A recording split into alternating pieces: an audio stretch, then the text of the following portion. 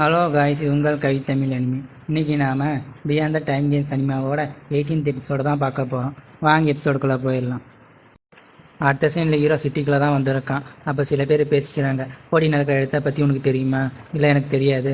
சீக்கிரமாக வேறு 7th great competition start ஆக போகுது. அப்போ ஹீரோ சொல்கிறான், நான் நினச்சது கரெக்டாக இருந்தால் அந்த செஸ் கேம் ஆரம்பிக்க போகுது. அடுத்த சீனில் ஒரு கிரீன் எனர்ஜி அங்கே வருது. அப்போ ஹீரோ அந்த எனர்ஜி எங்கே வருதுன்னு பார்க்க போகிறான். அங்கே போய் பார்த்தா அந்த காட்டு மனிதன் எல்லா கிரிமினலையும் போட்டு தள்ளிடுறான். அவங்ககிட்ட இருந்து தான் அந்த க்ரீன் எனர்ஜி வருது.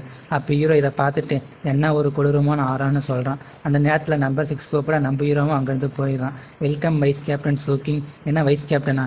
டேட் ஸ்லிப்பை செக் பண்ணிப்பார். நம்ம ஹீரோவும் செக் பண்ணுறான். அது வைஸ் கேப்டன் தான் போட்டிருக்கு. நீ நைட் ஹவுஸ் ஸ்குவாடை அழிக்கிறதுல நிறைய உதவி பண்ணியிருக்க, அதான் உனக்கு ஸ்குவாட் 6க்கு வைஸ் கேப்டனாக ப்ரமோட் பண்ணியிருக்காங்க.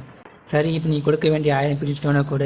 நீங்கள் தப்பாக சொல்கிறீங்க, வெறும் 100 பிரி ஸ்டோன் தான். சரி 500 பிரி ஸ்டோனாவது கூட. அதெல்லாம் தர முடியாது.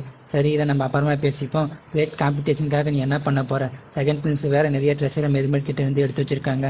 நாம் எப்போ அதெல்லாம் எடுத்து பணக்காராக போகிறோம்? இதை கேட்ட ஹீரோ ஒரு பழத்தை எடுத்து இதை வச்சு பணக்காராகலான்னு காமெடி பண்ணுறான். அப்போ அந்த இடத்துக்கு அந்த காட்டு மனிதன் வரான். நம்ம ஹீரோவும் இதை அந்த பையன்தான்னு கண்டுபிடிச்சிடறான். அப்போ அவன் ஹீரோவோட சேடவை பார்த்து பயங்கரமாக பயப்படுறான். நம்ம ஹீரோவும் அவன் நம்ம சேடவை பார்த்து தான் பயப்படுறான்னு கண்டுபிடிச்சிடறான். அப்போ ஹீரோ நான் போட்டிக்கு ப்ராக்டிஸ் பண்ண போகிறேன்னு சொல்கிறான். ஆனால் நம்பர் 6 ஹீரோவை தடுத்து ஒரு ஜேடை தூக்கி போகிறான். இதில் போட்டியை பற்றி இன்ஃபர்மேஷன் இருக்குது, இது டாப் சீக்ரெட், பார்த்து பத்திரமா யூஸ் பண்ணிக்கோன்னு சொல்கிறான். நம்ம ஹீரோவும் சரின்னு சொல்லிட்டு அங்கேருந்து போயிடறான். அப்போ நம்பர் 6 அவங்ககிட்ட வந்து எதுக்காக அவனை பார்த்து பயப்படுறான்னு கேட்குறான். ஆனால் அவன் எதுவுமே சொல்லாமல் இருக்க. அப்படின்னா நீ என்னை பார்த்து பயப்பட மாட்டியான்னு அவன் மேலே ப்ரெஷரை கொடுக்குறான். அதுக்கப்புறம் நம்பர் 6 ப்ரெஷரை எடுத்து தான் அவன் அங்கேருந்து ஓடி போயிடறான். சோக்கிங், இது சுலபமாக இருக்காதுன்னு நம்பர் 6 சொல்கிறான். ஒரு வேளை ஹீரோக்கு பிளான் போகிறான்னா என்ன? அடுத்த சீனில் ஹீரோ அவனோட சேடவை எப்படி கண்ட்ரோல் பண்ணுறதுன்னு பார்த்துட்டு இருக்கான். அது மட்டும் இல்லாமல் கிரேட் காம்படிஷனில் எல்லோரும் ஃபவுண்டேஷன் லெவலில் வருவாங்கன்னு யோசிக்கிறான். அதனால் செக்டி லீடரை வெளியே கூப்பிட்றான். செக்டி லீடர் வெளியே வந்து தான் அந்த பில்லை கொடுக்குறான். அதை வச்சு நம்ம ஹீரோவும் கல்டிவேஷன் பண்ணுறான். அப்போ ஹீரோவோட பிரிச்சுவல்சியை தான் காட்டுறாங்க. அந்த நேரத்தில் பிரிச்சுவல்சியோட அளவு 110 120ன்னு அதிகரிக்கிடுது.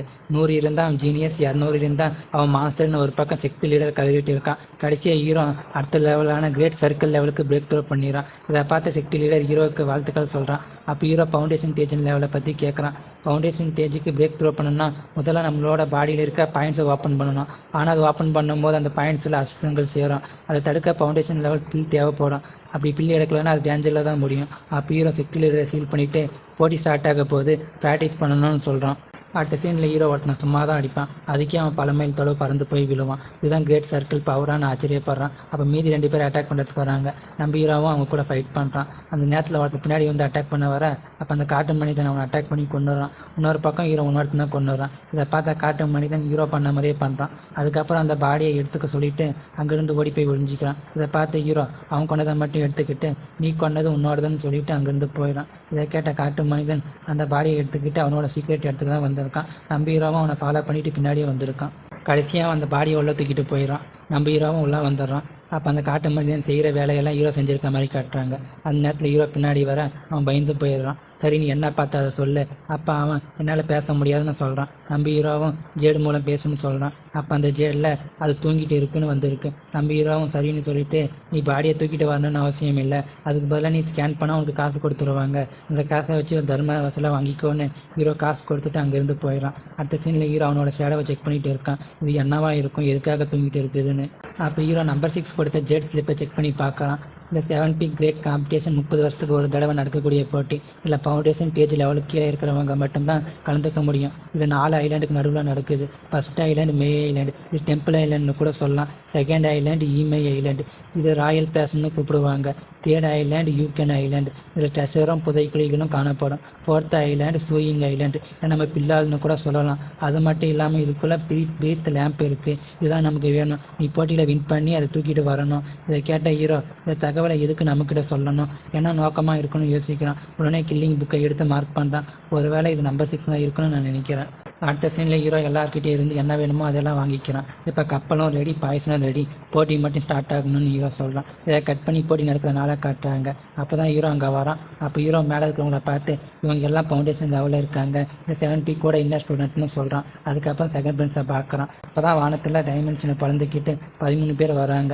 இவங்க தான் 7P சிட்டியோட எல்டர்ஸ். எல்லாரும் கோல்டன் க்ரோ லெவலில் இருக்காங்க.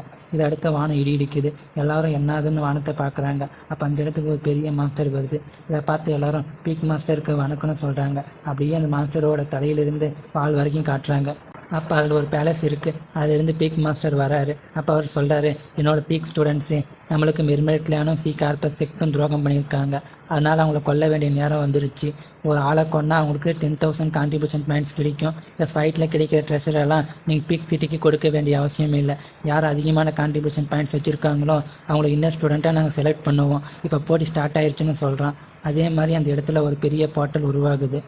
இதோட இந்த எபிசோடு முடியுது கைஸ். நம்ம அடுத்த எபிசோடில் சந்திப்போம். Bye guys.